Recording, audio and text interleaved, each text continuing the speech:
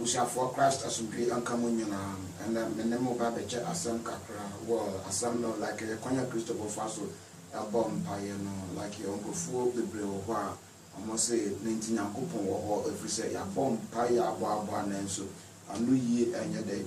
And mother, and I'm pie boss, a dear Babu see here, a would be better from what I said. I want to say, Mom pie down on your day, Mom Ramo, and pie soon I bar new year and your day. Amana ye nsɛmne ɛbɛma bebree a ɛwɔ hɔ ama ebinom gidi ɛwɔ Nyankopɔn mu no ɛyɛ apa wate aseɛ ebinom gidi ɛwɔ Nyankopɔn mu no asɛ ɛyɛ awu bana me ba bɛkyerɛw ɛkwan a bɛfa so abɔ mpaeɛ a saa mpaeɛ no mpaeɛ na abɔbɔ no you gonna receive answer from that prayer what I say or how your prayer go be effective sir well yɛnhwɛ so wobɔ mpaeɛ na sɛ anu yie ɛmma deɛ anasɛ wobɔ mpaeɛ na sɛ ɛnyɛ adwuma deɛ yɛwɔ ɛnoma binom a at times ɛyɛ osia kwan obstacle a ebia ɛtete wo ne Nyankopɔn ntam a ɛma wo mpaeɛ no bi wɔ hɔ ɛnduru wo Nyankopɔn anim ɛfiri sɛ Nyankopɔn ɛka nsɛm bi wɔ sɛ ma so ɛnyɛ duru sɛ anka mente asɛm me nsa ɛnyɛ ti asɛ anka mentumi ɛngye onipa but ɛnam onipa mu yɛnti nti yɛnhwɛ noma bi a ebetimi ama won paye aya chiwade ewo Onyankopon nim one aya bone ene ade edikanya ebema wo ni Nyankopon temu nkitamudie no aya bibia ewo anase ebema Nyankopon a refuse se obetie won paye bo anase bibisa well yehwe se okan ayi Yohane Asempa etia eye nkron ntichemu a eye abiasa ba akona ose na Yesu anase Onyankopon Odi yenim se wuntie oboneyefo mpaebo osi Yesu yenim se wodi wuntie oboneyefo mpaebo na che se Onyankopon wuntie aboneyefo dai mpaebo enti ebia boni bi ewo ho enti na wo mpae a ebi wo Nyankopon entie no enti ano ne ye baako obi wo ho so a ye hwe boni eni ne ho ba still on wa ye di obetimi bia like he or she is trying to be perfect before God, but still a bomb empire no enya adwuma. Well, yɛnhwɛ adeɛ bi no betimi ama saa adeɛ na sɛ ma bomb empire no entimi nkodru Nyankopɔn nim anasɛ bɛyɛ akyiwade yɛ ɔwɔ Nyankopɔn nim. Yɛnhwɛ adeɛ anasɛ deɛ tosu mienu nso ɛyɛ disbelief. Sɛ o sra adeɛ na sɛ o nyi ni sɛ adeɛ no wobɛnya saa na bɛyɛ hɔ ama wo. Ɔsɛ gidie ɛne ɛde yɛ bibia. Enti yɛnhwɛ sɛ wokan Hebrews 1 etia ɛyɛ duba otichemu a ɛyɛ nsia na ɔse sɛ gidie ni mu a obi entimi enso Onyankopɔn ani wate ase ɔse sɛ gidie eni mu a obi entimi enso Awurade Yesu Kristo ani enti ogidie a wɔde bɛtaa dia wo suro na chi no ɛka sɛ gidie a nyɛ ne sɛ waka bibia boma mo adwan yɛ wo style wo sɛ gidie sɛ ɛbɛba sɛ gidie ni mu a Bintumi so Awurade Yesu Kristo ani enti de wo hye no Yesu din mu bia wo se wo magidie ebam Yesu Kristo ka se bo se mu ogidie a anka mo betumi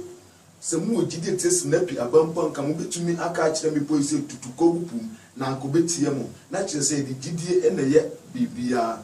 sa na tie enti apart from this belief no go also wo gidie o bibia se empire me boy die me gidi se Nyankopɔn bɛyɛ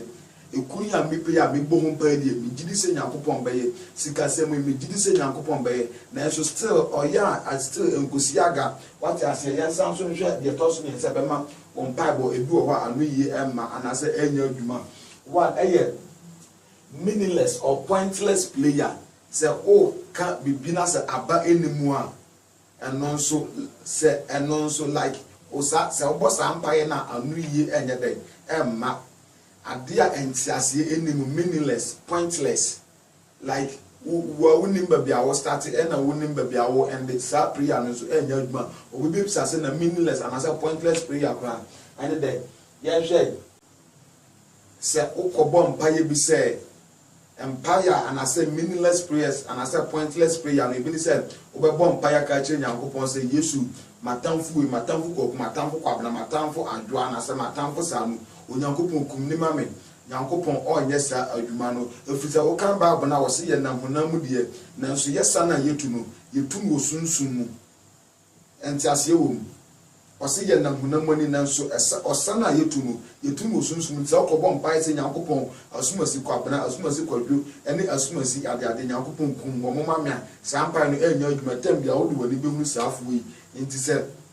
ɛyɛ ɔtan bi na ɔtan saafo yi a ɛna saafo yi ɔmo ba bɛhyɛ aseɛ ako atia anaasɛ umu na sɛ wuyam ɛhyew a wankasa wo ko atia ɔmo nti saa bibi sei no ɛyɛ pointless prayer nti ase enu a wobɔ saa mpae bi sɛ nyankopɔn nti yɛsan so nhwɛ another example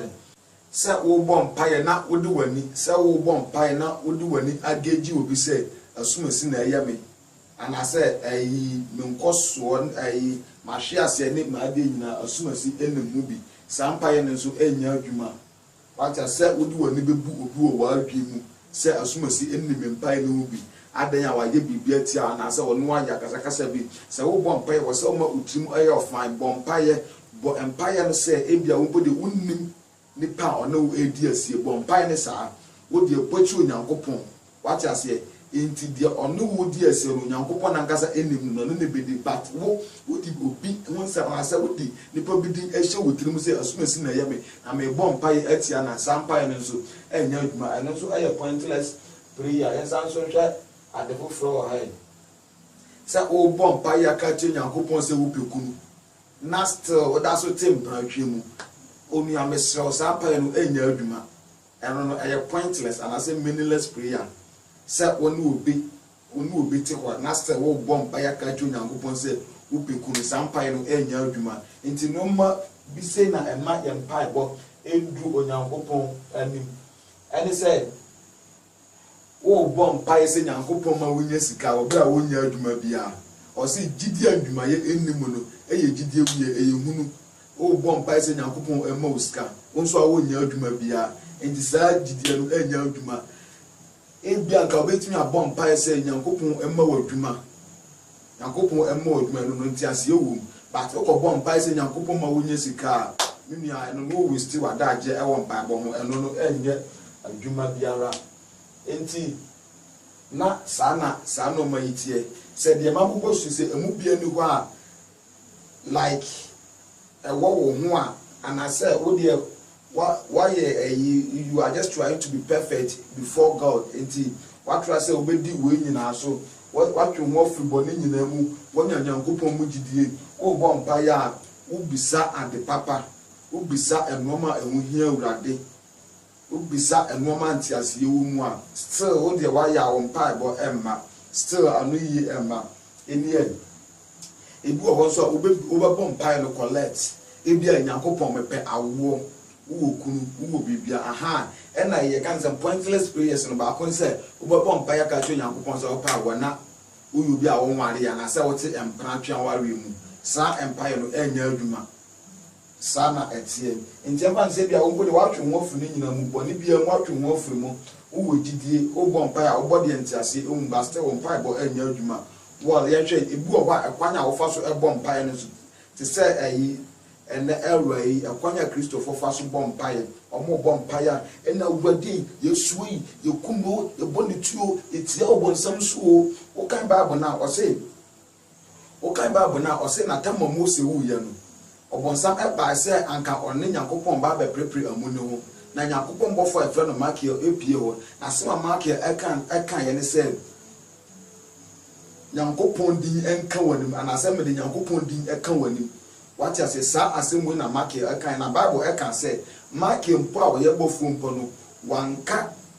ɛnoma biara ɛho ɛhia te sɛ nyankopɔn din ɛnka w'anim kuto na ɔka yɛ nti wobɔ mpaeɛ kwan a wobɛfa so ahyɛto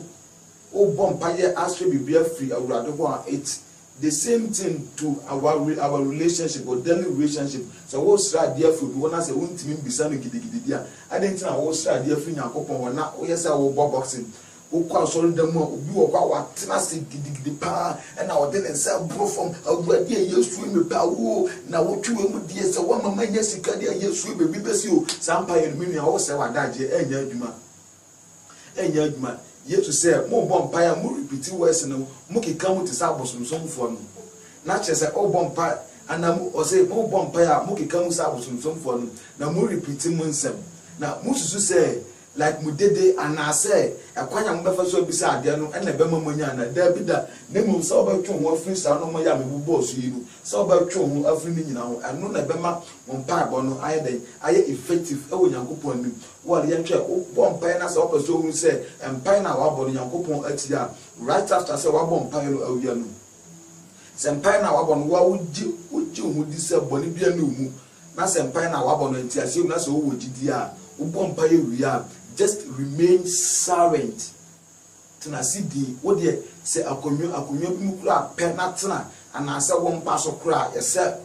pesa empa no so na tena na remain silent and just meditate about what you ask God no